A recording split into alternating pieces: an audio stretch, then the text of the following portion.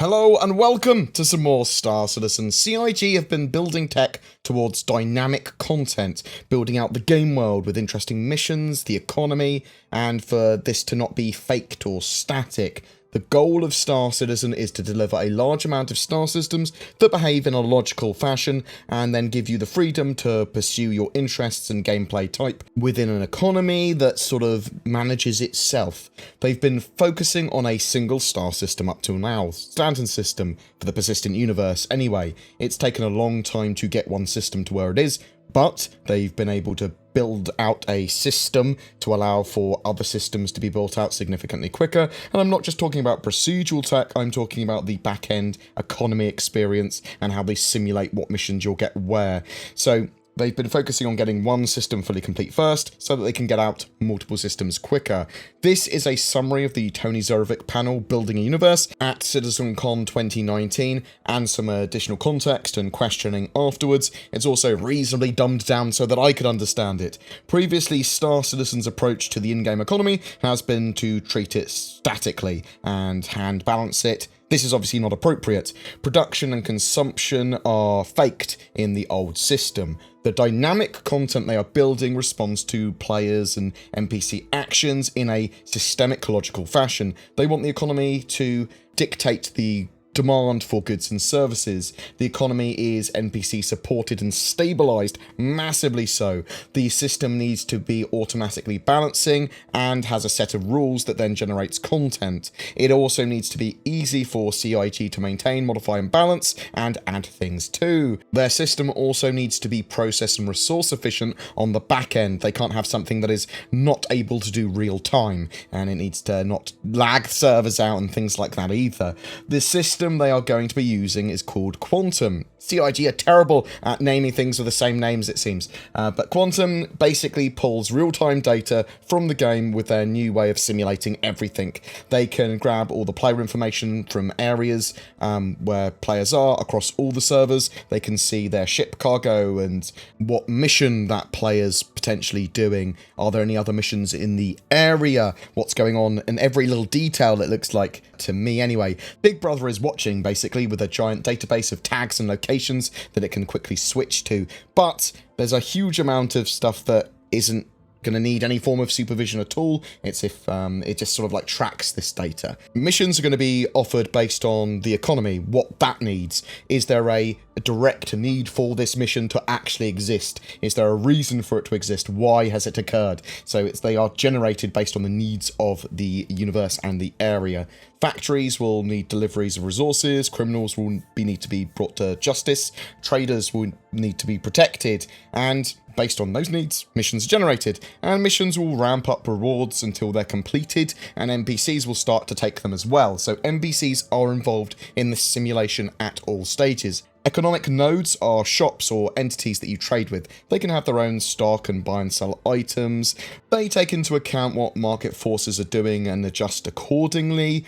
Prices raise when a good is scarce or in high demand. Too much of a good saturating a market, then prices are going to fall probably. Factories and manufacturers may supply them with their stock, and then the algorithm that they have to simulate all this basically tries to simulate a real economy and price them appropriately, and these prices will change based on how easy it is to get these materials and resources and how much labor there is to produce them and how the factory's handling it. Are all the goods getting moved around correctly? There can be a huge amount of economic nodes in each star system. NPCs will trade and move goods around the verse, identifying risk and reward, as well as the need to keep the economy turning, what's profitable, what's not profitable, what opportunities are available to them, and obviously, opportunities will change over time and then affect other things and create more opportunities. There are then probability volumes which then dictate what players will see or may encounter in a given area, or how NPCs sort of interact with each other as well, I suppose. These are dynamic and respond to mission generation and the economy.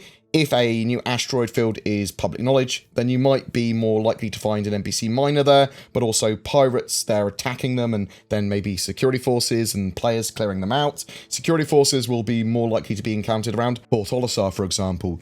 They are able to spawn missions outside of normal probability volume proximities as well, so they don't have to always be within the containers. They are able to do other stuff and bring them in, and there are loads of possibilities that can cover sort of like how likely is it that reinforcements will be called in? Will a bounty hunter catch up to you based on your wanted level as well? Probability volumes do not physicalize encounters unless a player triggers them, and because Star Citizen is an action game, they might merge events together when traveling in quantum travel, so that rather than get like single encounters every so often, like a pirate ship or a single freighter that passes you by, whatever, they might merge it together so you have multiple pirates fighting a freighter, or you turn up to a battle in progress, or there's more interesting situations where you've stumbled upon a freighter that's being boarded by pirates and you can help them. So they've sort of like got the rule of cool almost in the simulation there. So quantum NPC simulation can simulate thousands, if not more, NPCs with various traits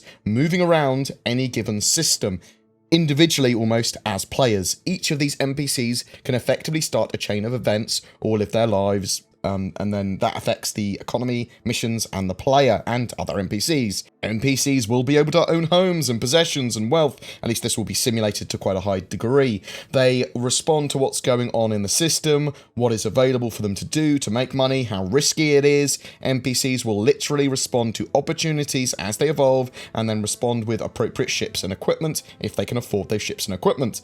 If they have somewhere to mine, they will do that. They might then sell that, or they might go to a refinery to refine those materials and then sell those, or take them to a factory, and they'll do that until it's not profitable to do that anymore. This could be because an area is saturated of goods already, their warehouses are all full, nowhere needs that good. So if they start to get attacked as well on the routes, they'll start generating missions, getting escorts, sending out bounty hunters. There are also simulated NPCs working in factories and refineries, refining and in turn turning materials into crafted goods. The economic model takes into account labour availability and their costs when pricing goods, which then in turn affects all levels of the economy. So you also have wages and job availability fluctuating too, and if goods can't be built in time, they're not going to be available in a shop. So it's going to be based on labour as well for that. All items and ships in-game require various materials to be built. NPCs will transport goods around to factories, from refineries, and then factories to shops. Consumers buying those goods then completes a simple economic loop, basically.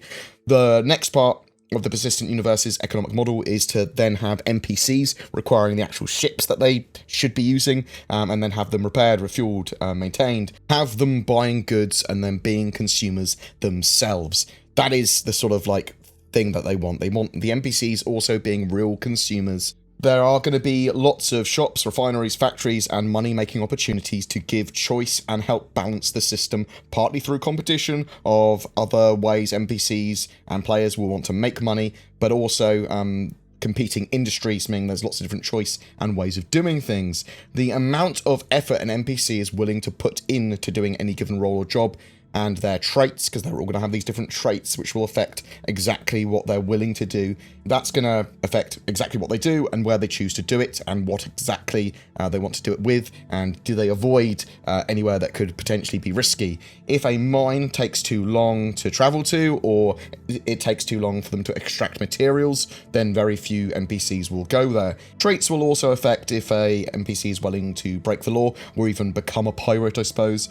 Pirates are going to be their own sort of entities as well. They will disrupt the economy, but it will sort of like hopefully come to some form of equilibrium based on how NPCs and players react to them. Do they clear them out? Do they let them be? Do they start cashing in on being able to be an escort, or do they start selling items because they've skyrocketed in price? Pirates have to return to one of their bases, sometimes in another star system, to rearm, repair and refuel, as well as take their loot back home. Pirates will attack areas of high value and be able to consider risk and reward as well. NPCs that get engaged by them will create missions and bounty hunters to go after them, and escort missions and distress beacons and rescue missions. Lots and lots of stuff will be generated because of that interaction between NPC pirates and NPC freighters or other people going around. In Tony Z's presentation, they showed that pirates were operating out of a Kraken as their main base, so it looks like you might be able to clear their operating base out, even if it's in another system,